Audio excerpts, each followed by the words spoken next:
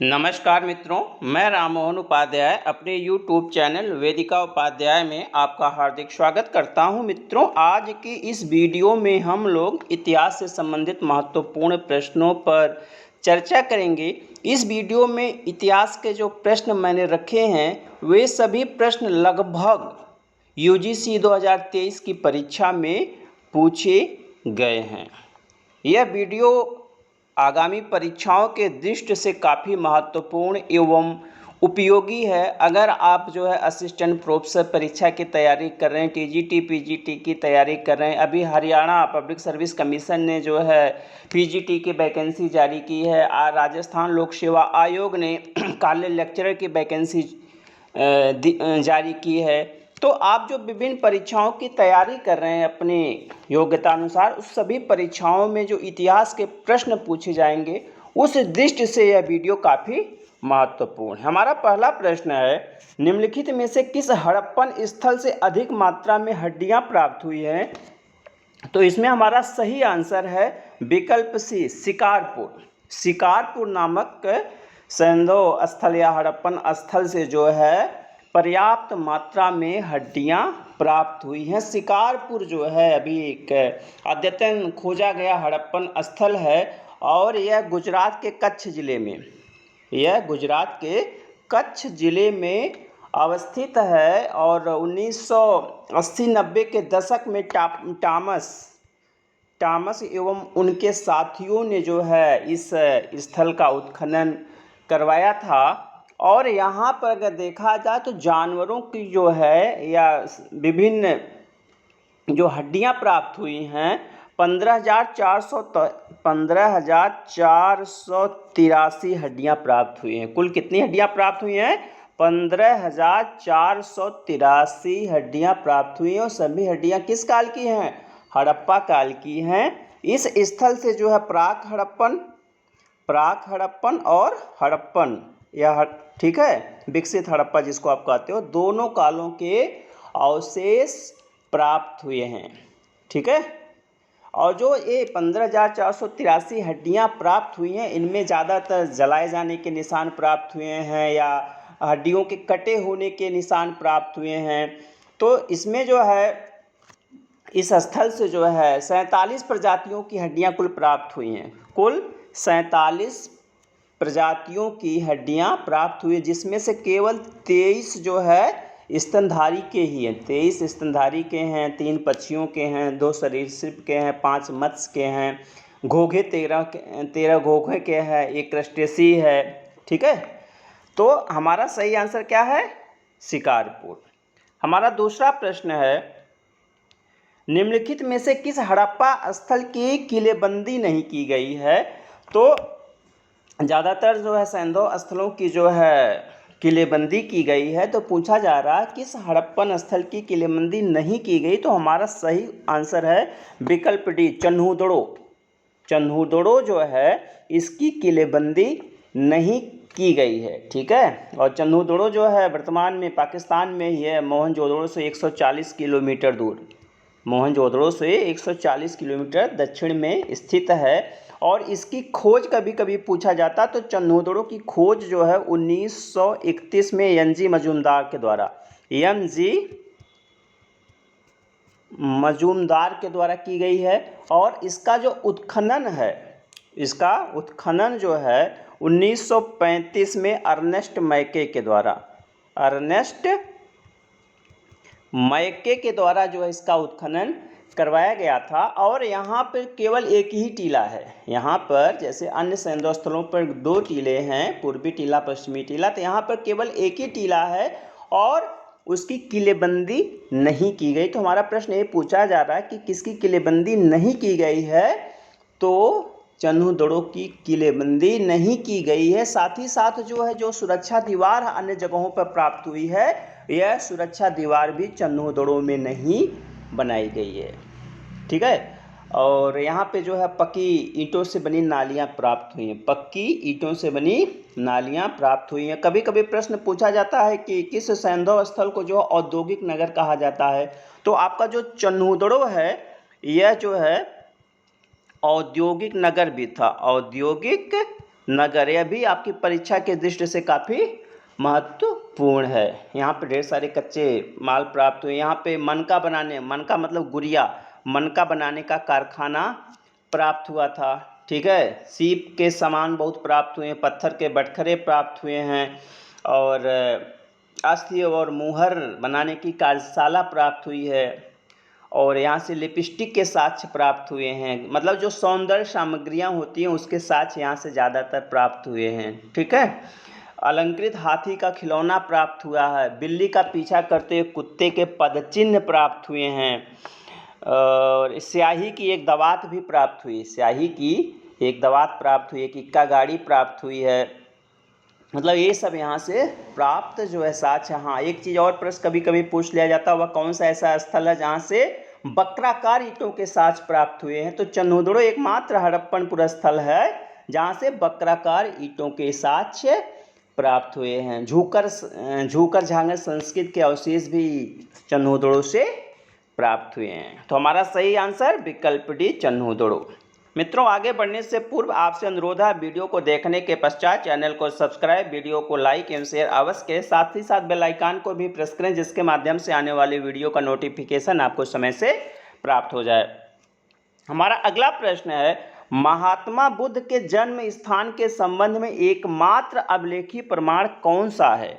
तो महात्मा बुद्ध के जन्म स्थान के संबंध में एकमात्र अभिलेखी प्रमाण है रुमनदेई अभिलेख। विकल्प ए हमारा सही आंसर है, रुमनदेई अभिलेख। रुमनदेई अभिलेख जो है अशोक का, एक प्रश्न कभी कभी आता है, कई रूपों में पूछ लिया जाता है यह प्रश्न, अशोक का सबसे छोटा अभिलेख। तो अशोक का सबसे छोटा अभिलेख कौन सा है?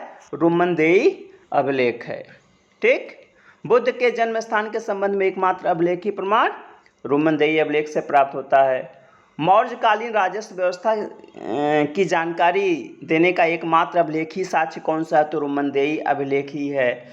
ठीक, किस अभिलेख को जो है आर्थिक अभिलेख कहा जाता है? तो रुमनदेई अभिलेख को ही आर्थिक अभिलेख के नाम से जाना जाता है। अशोक जो है अपने राजाभिषेक के 20वें वर्ष यहाँ की यात्रा किया था, और उसने जो भू राजस्व है, वहाँ की जो भाग और बल कर थे उसको माफ़ कर दिया था, और भू राजस्व जो है 1/6 से घटाकर कितना कर दिया था?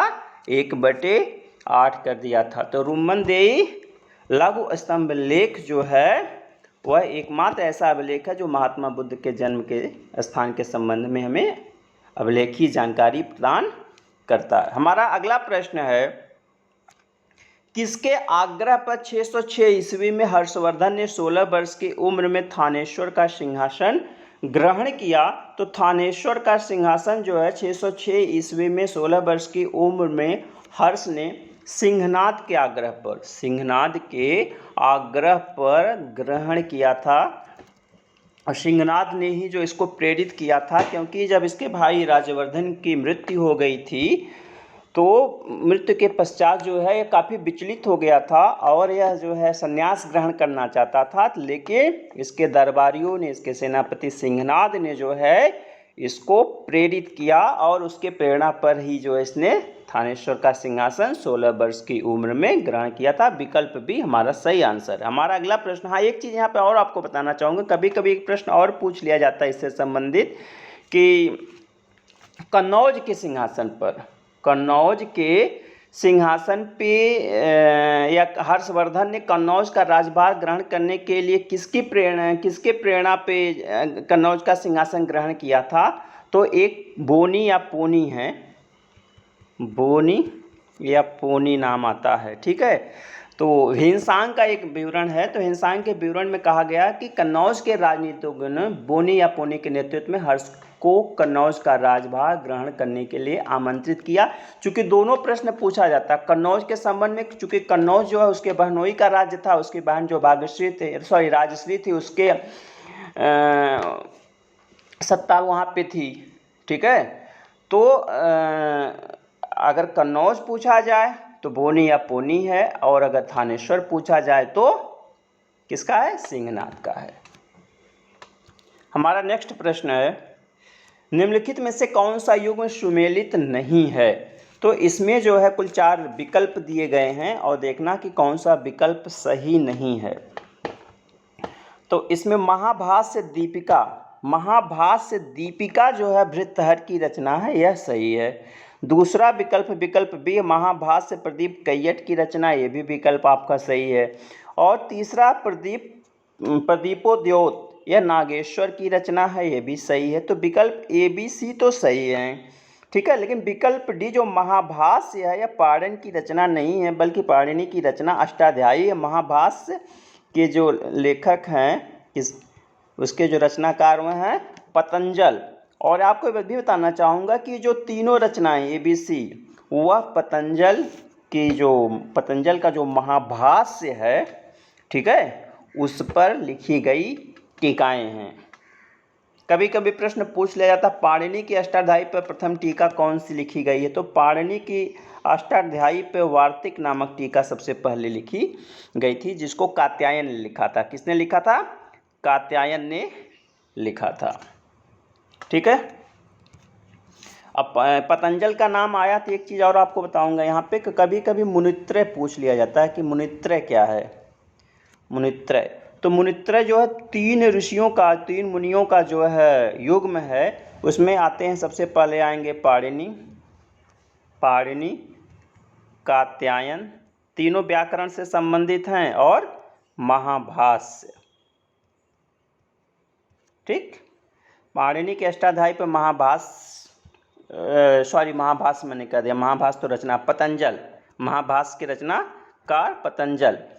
तो आपका जो है पाणिनि, कात्यायन और पतंजल। पाणिनि ने अष्टाध्यायी की रचना की, और अष्टाध्यायी पर जो है महाभाष्य नामक टीका जो है पतंजल के द्वारा लिखी गई, और कात्यायन के द्वारा वार्तिक नामक टीका लिखी गई। और ये जो आपके महाभाष्य दीपिका, महाभाष्य प्रदीपोद्योत, ये तीनों जो है महाभाष्य पर लिखे गए टीकाएं हैं, ठीक है।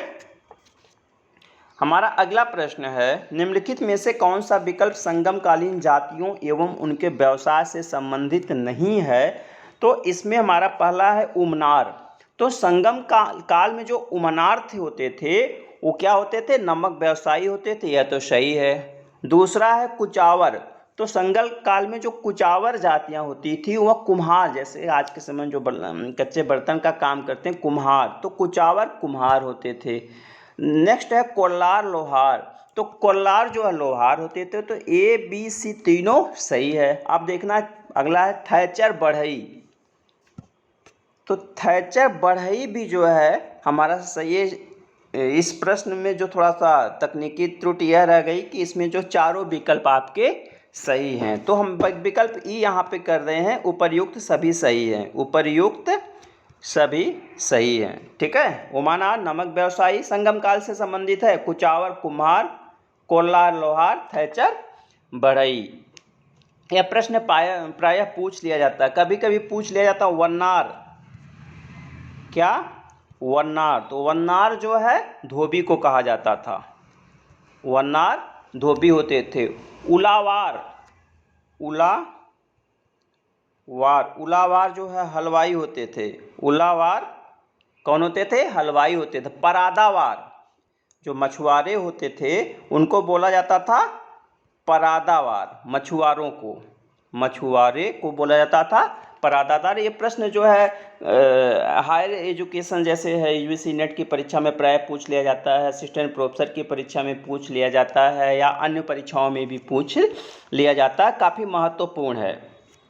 हमारा नेक्स्ट है, मगध वज्र संघर्ष में अजातशत्रु ने 2 नए युद्ध यंत्र रथ मूसल एवं महाशिलाकंटक का प्रयोग किया था। इसकी जानकारी देने वाला ग्रंथ कौन सा है? अब यहाँ पे प्रश्न पूछा जाता है कि मगध नरेश अजातशत्रु ने जो वज्र राज्य पर, ठीक है, एक वज्र जो है एक संघ राज्य था जिसमें कुल 8 राज्य होते थे। उसमें आपका सबसे महत्वपूर्ण वैशाली के लिच्छव थे, ठीक है। तो मगध वज्र जो अजातशत्रु ने क्या किया था, महात्मा बुद्ध के परामर्श से जो है अपने एक मंत्री वशस्कार नाम था उसका, वशस्कार को वहाँ पर फूट डालने के लिए भेजा था, क्योंकि जब महात्मा बुद्ध से अजातशत्रु ने पूछा था कि हम वज्र राज्य को किस प्रकार से विजित कर सकते हैं, तो उन्होंने कहा था कि चूंकि वज्जियों में एकता है, राजनीतिक एकता है, सांस्कृतिक एकता, इसलिए उनको पराजित करना आसान नहीं है। उनका विनाश केवल एक ही चीज़ से हो सकता है, वह हो सकता है उनमें फूट डाल दिया जाए। तो अजातशत्रु ने क्या किया, अपने मंत्री वशस्कार को वहाँ पे फूट डालने के लिए भेज दिया था। और बाद में जब वहाँ पे फूट पड़ गई वज्जी साम्राज्य में, तो अजातशत्रु ने आक्रमण कर दिया, और इस आक्रमण में उसने 2 नए युद्ध यंत्रों का प्रयोग किया था। एक होता था रथमूसल, दूसरा था महाशिला कंटक। अब रथमूसल क्या होता है? रथ मूसल, तो रथ मूसल एक ऐसा यंत्र होता है ना, जैसे आज के समय में जो आधुनिक टैंक होता है, स्वचालित चक्राकार घूम घूम कर मूसलों का प्रहार करने वाला एक रथ होता था, जिसको हम आधुनिक टैंक की संज्ञा दे सकते हैं। तो महाशिला कंटक जो ना बड़े बड़े पत्थरों की वर्षा करने वाला यंत्र होता था, महाशिलाओं की वर्षा करने वाला यंत्र होता था, इसका प्रयोग किया था। और इसकी जानकारी हमें किस ग्रंथ से प्राप्त होती है? तो वह है एक बौद्ध ग्रंथ है, उवासक दशाओ। विकल्प डी हमारा सही आंसर है। आपका एक जैन ग्रंथ है भगवती सूत्र। भगवती सूत्र में 16 महाजनपदों का भी उल्लेख मिलता है। तो भगवती सूत्र में जो है अजातशत्रु को वज्जी संघ का विजेता कहा गया। वज्जी संघ का विजेता अजातशत्रु को बताया गया। हमारा नेक्स्ट प्रश्न है, किस प्राचीन साहित्य में यह सूचना प्राप्त होती है कि मौर्य सम्राट अशोक को निग्रोध नामक बौद्ध भिक्षु ने बौद्ध धर्म में दीक्षित किया? तो हमारा सही आंसर है इसमें दीपवंश से इसके विषय में जानकारी प्राप्त होती है, महावंश से प्राप्त होती है और सामंत पाशादिका से प्राप्त होती है। तो तीनों ग्रंथ हो, दीपवंश, महावंश और सामंत पाशादिका। तो विकल्प डी उपर्युक्त सभी हमारा सही आंसर है। दीपवंश, महावंश और सामंत पाशादिका के अनुसार जो है राज्याभिषेक के चौथे वर्ष, कब? राज्याभिषेक के चौथे वर्ष जो है निग्रोध नामक जो बौद्ध भिक्षु था, वह अशोक के भाई सुसीम का पुत्र था। अशोक के भाई सुसीम का पुत्र था। उसने जो है अशोक को बौद्ध धर्म में दीक्षित किया था। और एक प्रश्न कभी कभी ये भी पूछा जाता है कि किसके प्रभाव से जो है अशोक पूर्ण रूपेण बौद्ध भिक्षु बन गया? तो मोगल पुत्र तिस का नाम आता है। फिर मोगल पुत्र तिस का नाम आता है कि मोगल पुत्र तिस के प्रभाव से जो है अशोक पूर्ण रूपेण बौद्ध बन गया था। लेकिन अगर सबसे पहले आ जाए कि उसको बौद्ध धर्म में किसने दीक्षित किया था, तो निग्रोध नामक बौद्ध भिक्षु ने। लेकिन यहाँ पे एक चीज़ ये भी ध्यान दीजिएगा, थोड़ा सा यहाँ पे जो है कंट्रोवर्सी है। अब दीपवंश, महावंश और सामंत पाशादिका तो निग्रोध और मोगल पुत्र तिस को जो है इसका श्रेय देती है। लेकिन एक बौद्ध ग्रंथ है दिव्यावदान इसके विपरीत कहता है। दिव्यावदान का कहना है कि बाल पंडित समुद्र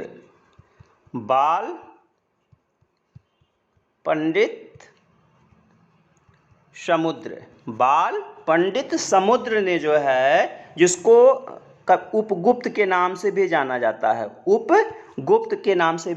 तो बाल पंडित समुद्र ने जो है अशोक को बौद्ध धर्म में दीक्षित किया था। कौन इसकी जानकारी देता है? दिव्यावदान। और दिव्यावदान के इस साक्ष्य की पुष्टि जो है ह्वेनसांग भी करता है। ह्वेनसांग ने जो है अपने यात्रा विवरण में इसकी पुष्टि किया है। और एक ग्रंथ है अशोकावदान, दिव्यावदान और ह्वेनसांग, तीनों कह लीजिए। जैसे वहाँ पे आप दीपवंश, महावंश और सामंत पाशादिका की बात कर रहे हैं, हाँ, इसी प्रकार से बाल पंडित समुद्र या उपगुप्त में अशोकावदान, ह्वेनसांग और दिव्यावदान से यह सूचना प्राप्त होती है। विकल्प डी हमारा सही आंसर है। हमारा नेक्स्ट प्रश्न है, किस अभिलेख से यह सूचना प्राप्त होती है कि पुष्यमित्रों को पराजित करने के पश्चात स्कंदगुप्त अपनी माता के पास वैसे ही पहुंचा जैसे श्री कृष्ण अपनी माता देवकी के पास? तो इसका सही आंसर है विकल्प बी, भीतरी स्तंभलेख। जैसे कि मालूम है कि जो हमारा गुप्त शासक था कुमारगुप्त, जो कोई स्कंदगुप्त का पिता था, तो कुमारगुप्त के शासन के अंतिम वर्षों में जो है पुष्यमित्र नामक जाति ने जो है गुप्त साम्राज्य पर आक्रमण किया और पुष्यमित्रों को से लोहा लेने के लिए, पुष्यमित्रों को पराजित करने के लिए कुमारगुप्त ने किसे भेजा? स्कंदगुप्त को भेजा। और स्कंदगुप्त ने जो है, कहा जाता है कि इस भीतरी स्तंभ लेख से ही जानकारी प्राप्त होती है कि कई रातें जो भूमि पर सोकर बिताई थी और अंत में जो है उसने पुष्यमित्रों को परास्त किया। और पुष्यमित्रों को परास्त करने के पास वो अपनी माता के पास ऐसे ही पहुंचा था जैसे श्री कृष्ण अपनी माता देवकी के पास। क्या ये इसकी जानकारी कहाँ से मिलती है? भीतरी स्तंभलेख, विकल्प बी हमारा सही आंसर। हमारा 10वां एवं अंतिम प्रश्न है, प्राचीन साहित्य में सत्र किस अर्थ में प्रयुक्त हुआ है? तो प्राचीन साहित्य में जो सत्र है वह यज्ञ के अर्थ में प्रयुक्त हुआ है। विकल्प ए हमारा सही आंसर है। मित्रों, इस वीडियो में हमने भारतीय इतिहास से संबंधित 10 महत्वपूर्ण प्रश्नों पर चर्चा की। जैसा कि अभी मैंने आपको बताया कि सभी प्रश्न जो है, लगभग सभी प्रश्न जो है यूजीसी नेट परीक्षा 2023 में पूछे गए हैं और ये आगामी परीक्षाओं के दृष्टि से काफ़ी महत्वपूर्ण हैं। आप वीडियो को पूरा देखने के पश्चात अपने सुझावों को ज़रूर शेयर कीजिएगा, जिससे हमें नई वीडियो बनाने के लिए हमें प्रेरणा मिलेगी। आप सभी को वीडियो देखने और सुनने के लिए बहुत बहुत धन्यवाद। नमस्कार।